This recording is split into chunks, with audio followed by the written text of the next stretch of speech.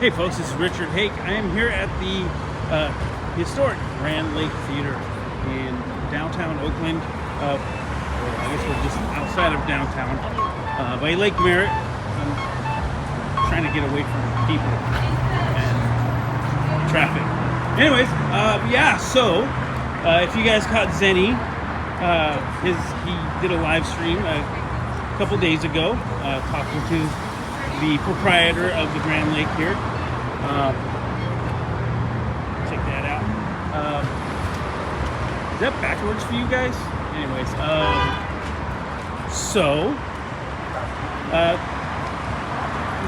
it's the premiere for Disney Pixar's Turning Red. It's supposed to go direct to Disney Plus, and you can watch it there. But in order to be considered for an Oscar nomination, a movie has to play in at least 2 theaters for at least 1 week. And the people at Disney and Pixar, in order to keep this in that running, have opted for 3 theaters for 1 week. And 1 week only. They are only doing this in New York, Los Angeles, and Oakland. Obviously Oakland, because this is the home theater for Pixar, which is just a few miles away in Emeryville. So this would be apropos for obvious reasons, I guess. But it's supposed to be a great movie. It has great reviews. The preview looked great. Pixar, from my time there, I was there very briefly in the late 90s. They're very story oriented. There's nothing that happens until there's a story. And when the foundation is a good story, you don't tend to fall back on gags and visual crutches that a lot of movies tend to do. A lot of movies tend to be gimmicky, and at least in the 90s, when Pixar was really getting going, when it came to computer animation, there was a lot of gimmickry. And for animation in computers, it was mostly special effects, not an entirely computer-generated movie. It would be a mix of live action, or what they call practical effects, and digital effects. So, you would have all your money dumped into a really great-looking tornado or something, and that really didn't drive the story. The story can't just be a tornado. You have to have characters and consequences and various other story arc issues. And Pixar changed that. And if you actually know your Pixar history, it's a little convoluted, but back in the day, Disney was in big trouble. Late 90s, I want to say around 98, 99, Disney was in huge trouble.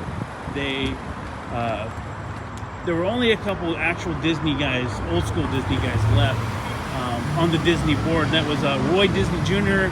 and then an old family friend, Stanley Gold. And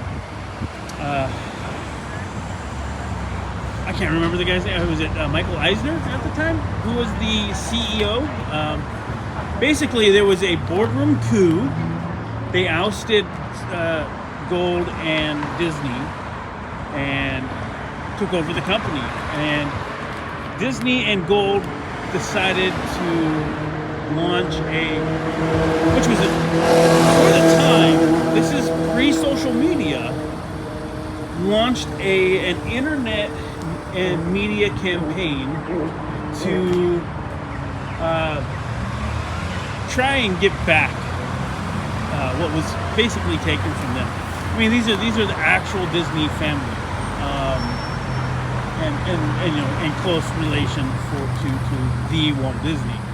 So at the time, though, the only thing that was really making money for Disney was Pixar. The Disney movies weren't selling. They had their Buena Vista's division, which was more of like it was a more grown up, you know, it's a more adult oriented movies, and that wasn't working for the Disney at the time. Disney was going through some big problems, and like the park, I had gone to the park in 99, sorry, it was 99. They were coming up on the 50-year anniversary of Disneyland, and that place was a dump. There was a ghost town. There was hardly anybody there. It was really cheap to go. I went with a bunch of friends, and but that was kind of indicative of how Disney was going at the time. Anyways, long story short, these guys were trying to create something for, you know, trying to rescue Disney while also kind of a little bit of revenge. At that time, Pixar had a deal with Disney where Disney basically paid for the production and distributed the movies. Once Disney got paid back, then they split the profit. At the time, Steve Jobs was running stuff. He had just been returned to Apple a few years earlier. Steve Jobs, basically, him, Ed Catmull, and John Lasseter, essentially, this is a really roundabout sort of thing, they essentially bought Disney. Pixar technically bought Disney, but basically fell back on the Disney name and rescued them. And Pixar became a subsidiary, an independent subsidiary of Disney. Since then, Disney's risen from the ashes, out of the bankruptcies.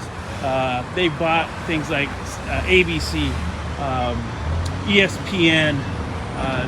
You know, at the time they had become one of the biggest media conglomerates in the entire world.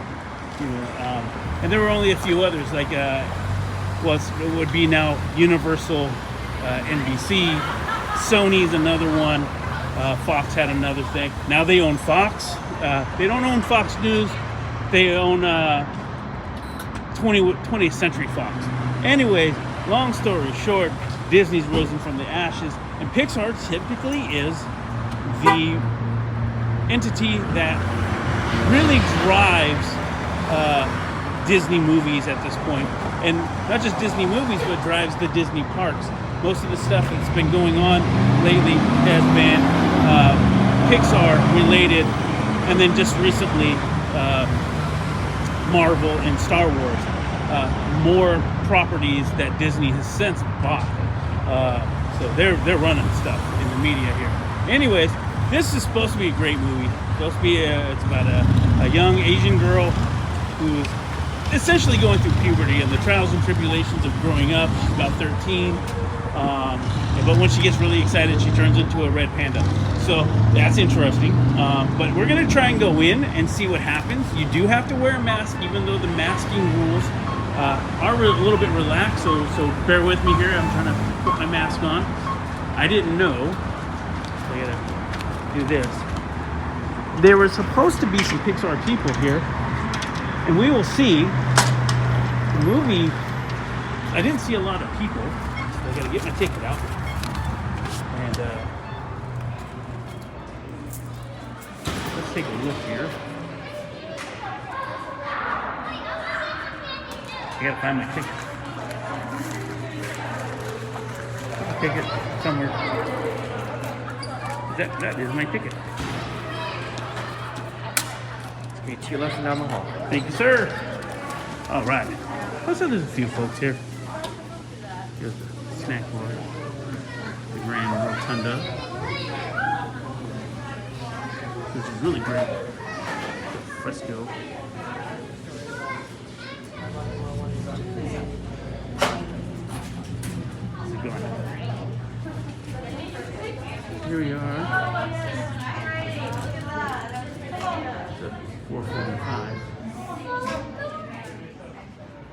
If you haven't been in here, it's a pretty awesome building.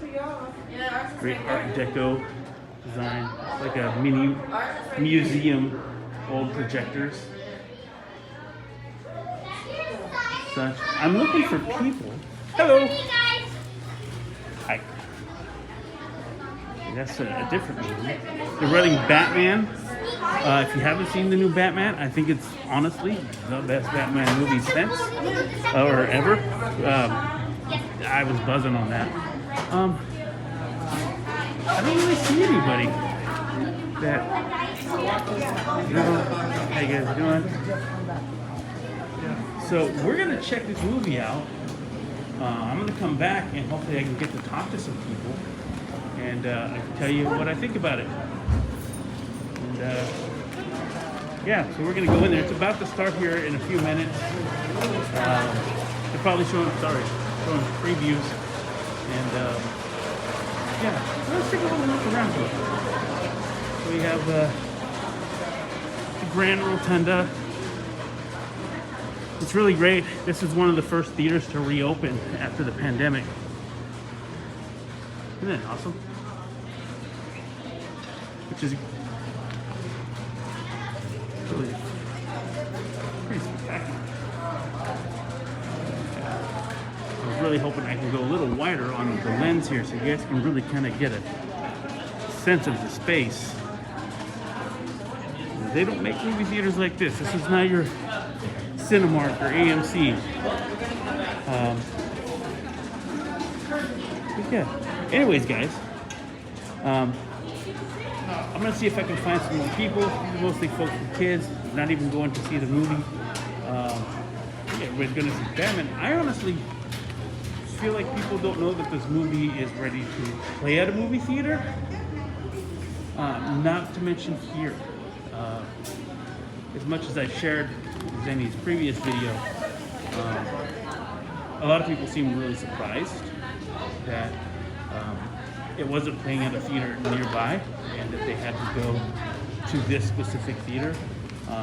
Parking's not the greatest around here, so you know that might drive people away. I know a lot of people down Oakland all the time, so that might drive business away. But coming down Grand, a lot of people out and about, stuff's happening at the lake, and yeah, people are dining again. I came by here pretty much after the George Floyd protests, and a lot of this area was just boarded up, and it was really sad and depressing to see such a great neighborhood get, you know, to see it in that way. Got some good light right here.